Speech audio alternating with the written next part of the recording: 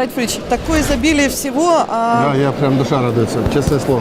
но вот на полках-то у нас не все есть. Меры поддержки нужны, либо логистика, либо что.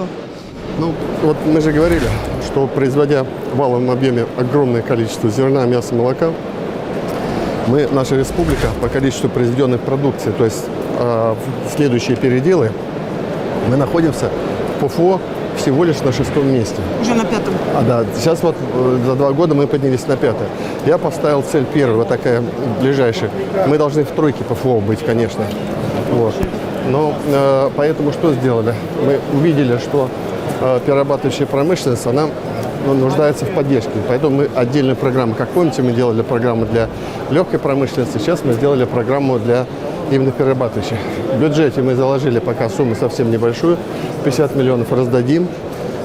Мы сразу, он покупает оборудование, например, мясорубка для пельменей, мы им 50% возмещаем. Да? Поэтому вот эти 50 миллионов сейчас мы все раскидаем и будем дальше добавлять. Вот надежда на эту программу.